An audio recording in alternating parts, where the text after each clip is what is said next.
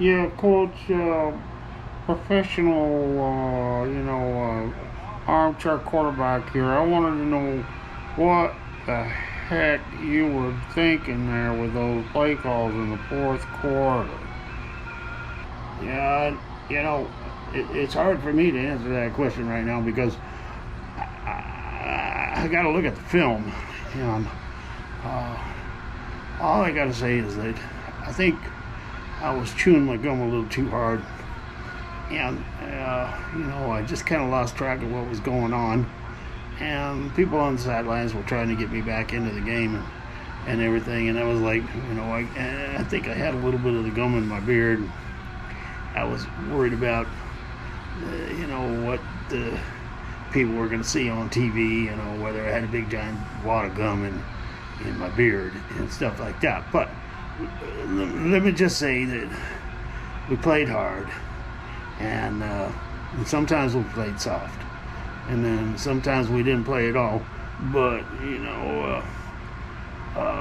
ultimately we got the victory, and so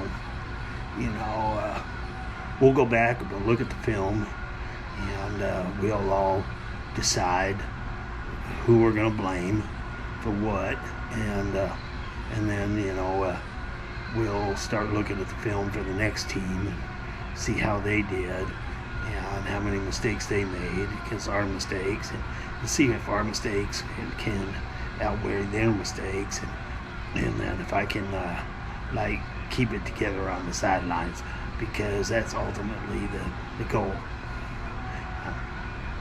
How was Bo Nix? What did you think of Bo Nix on the first game? Bo was Bo, and sometimes Bo is Bo, and then sometimes Bo is Bo. So we'll take the good Bo with the bad Bo, and then ultimately we'll figure out which Bo that we ultimately like. Obviously, it should be the good Bo, but How about the running game? The running game seemed to suck. Well, starts to sound a little bit like Ronald Reagan there. The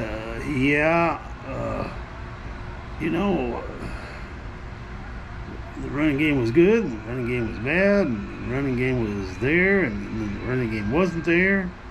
We took what we could with the running game, and the running game didn't give us a lot. So we'll go back, we'll look at the tapes.